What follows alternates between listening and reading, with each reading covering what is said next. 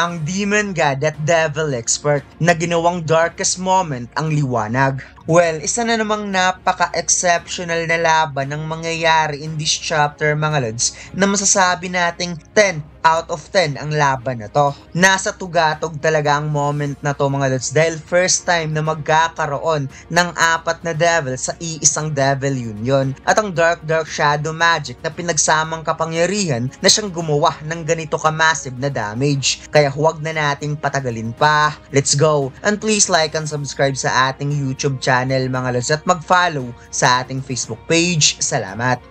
Nagsimula ang chapter na ito kung saan naaalala ni Nak na siya ay mayroon ding similar na pangarap katulad ni Morgan. At isa din siyang grader squad noon na kung saan kapag magkasama silang tatlo, palagi silang nag-aaway ni Yami para kay Morgan. At si Morgan naman ay ngumingiti lamang sa paraang palagi niyang ginagawa. Subalit isang araw pagising niya, siya ay nawalan na ng pag-asa. So ibig sabihin mga lods, naging grader squad din talaga itong si Nak noon. At ngayon lang inireveal ni Tabata na mayroon din itong pangarap katulad ni Morgan at hindi lang puro kalokohan ang nasa isip ni Nak at that time nung sila ay mga batang magic knight pa ng Clover Kingdom.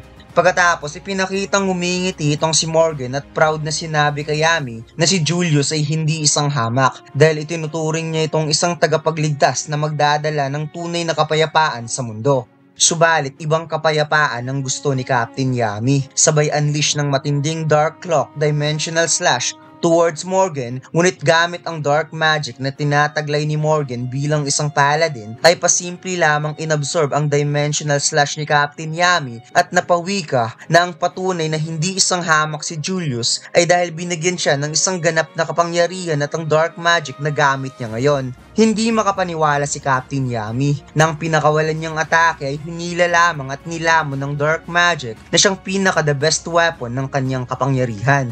Gumawa ng creation magic si Morgan gamit ang light magic at ipinapaalala niya kay Captain Yami na ang kanyang orihinal na kapangyarihan ay ang light magic at gamit ang dark magic at light magic ay gagawa siya ng isang hindi kapani-paniwalang magic of creation kung saan nagkaroon ng mga makinang na star habang ipinapakalat niya ang napakalawak na dark magic sa space at pinapakawala ng napakaraming light magic beam towards Captain Yami. Napadilat ang mata ni Captain Yami nang nakita ang napakalawak na kapangyarihan ni Morgan at kaagad niyang dinepensahan ng sarili gamit ang katana. Habang pinapakawalan ni Morgan ng massive attacks, sinabi niya na bibigyan niya ng maliwanag na daanan ang mundo papunta sa ideolohiya na gusto ni Lucius Socrates, kung saan pinaulanan niya ng napakaraming light magic si Captain Yami na literal talagang winasak ang paligid na natatamaan ito. Ipinaliwanag ni Captain Yami ng mga nangyayaring pag-atake ngayon ay kasing bilis ng speed of light at ang tanging magagawa lang niya ay ang i-block ang mga ito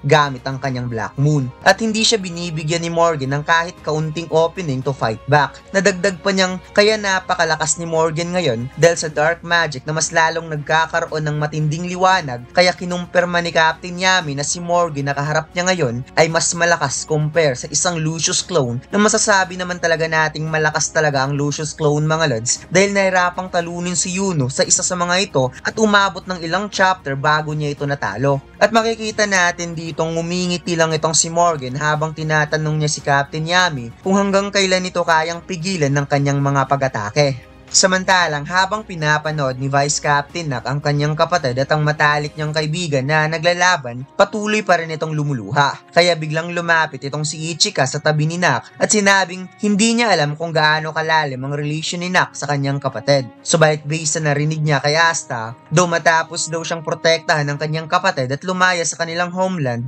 na kahit isa lang itong foreigner at walang alam sa Clover Kingdom, naging inspirasyon siya sa lahat ng uri ng tao. Nadagdag pa niyang muntik niya nang maipapasan sa kanyang kapatid ang lahat ng pasanin mag-isa. Sinabi ni Ichika na hindi siya pwedeng tumayo lang at manood lang dito, as if na siya ay isang prinsesa na nagkaroon ng kalunos-lunos na trahedya.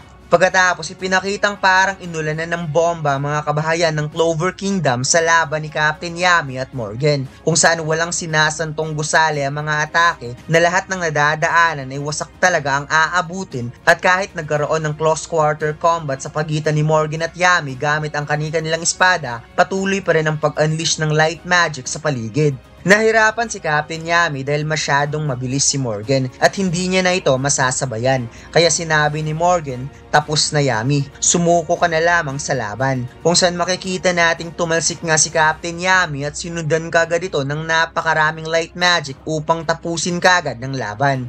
Subalit, biglang dumating si Ichika at gamit ang kanyang Dark Jujutsu, Black Star, nagawa niyang mailhis ang light magic sa ibang direksyon at sinabi na hindi siya pumunta dito upang protektahan lang, nandito siya upang lumaban kasama ang kanyang kapatid. Na makikita nating naka-ninja form na nga itong si Ichika gamit ang kanyang Dark Jujutsu. Napatawa na lamang si Captain Yami at mas lalo itong ginanahang lumaban dahil hindi man daw sila magkamukha, subalit ang kanilang magic at jujutsu ang siyang magsasabing sila ay magkapatid. Gumawa ng combo magic spell si Ichika at Captain Yami na tinatawag nilang Black Heaven, kaya nagsisitaasan ng mga debris sa paligid sa tindi ng pinagsama nilang kapangyarihan at makikita nating ang Black Moon ni Yami ay mayroon na itong kasamang Black Star na nakapalibot.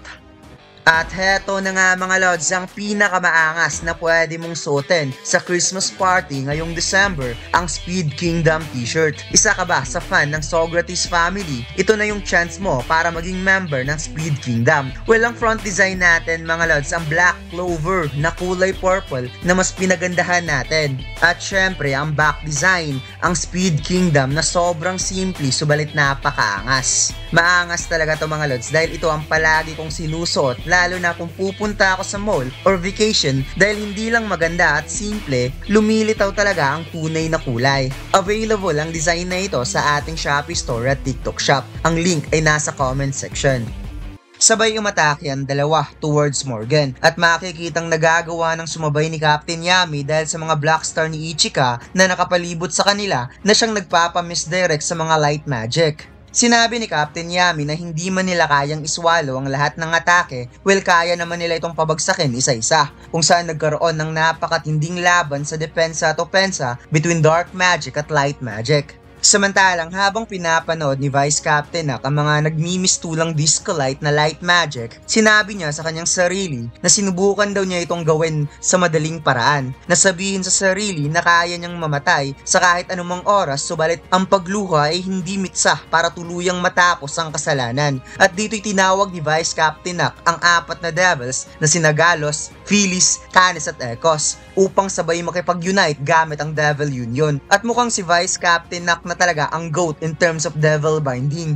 Napangiti si Captain Yami at sinabi na mukhang late ka ata partners, na makikita nating sabay umatake ang tatlo na mayroong itim na kapangyarihan, ang dark at shadow magic. At kung pagbabasihan natin ng sungay kung gaano kalakas ang isang devils, well sinak na ata. Subalit sa ngayon, siya na ata ang may pinakamaraming sungay as of now na mayroong 8 sungay sa human and devil form.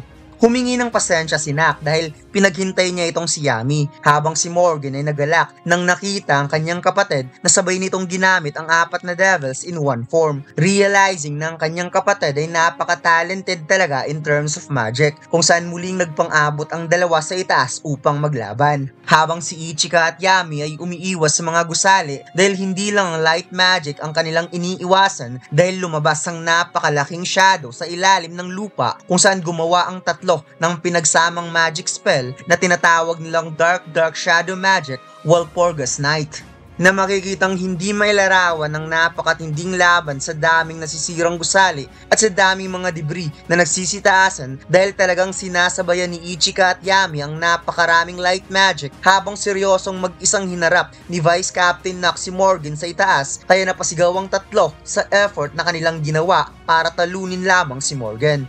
Habang nakikipaglaban, sinabi ni Morgan na sobra siyang na-impress, subalit lahat ay pwede nang ngumiti sa tunay na kapayapaan na gagawin ni Lucius. Ang kadakilaan at pangarap nung araw, lahat ng yun ay kanyang lalampasan. Nagkaroon ng chance na magkasabayan nitong si Nak at Morgan, habang si Ichika at Yami ay nasa tabi lamang, handa na rin sa kahit anumang oras. Subalit ang hindi alam ni Morgan, iba pala ang plano ni Nak. Hindi sabayan, dahil bigla itong lumabas sa kanyang likod using his own shadow upang makapag-teleport si Nak, na makikitang bumaon sa buong katawan ng kanyang kapatid ang napakalaking creation sword. At ang teknik na ito ni Nak mga lads ay ginamit niya na nung nakalaban niya ang Supreme Devil na si Lilith sa Spade Kingdom Kingdom arc. Walang halong galit sa mga mata ni Nak na nagpaalam sa kanyang kapatid at sinabi na kakayanin niya ang sakit na ito habang buhay. At dito lang nagtatapos ang ating kwento mga lods. Huwag mo sanang kalimutang mag-like, comment at mag-subscribe sa ating YouTube channel at mag-follow sa ating Facebook page. Salamat!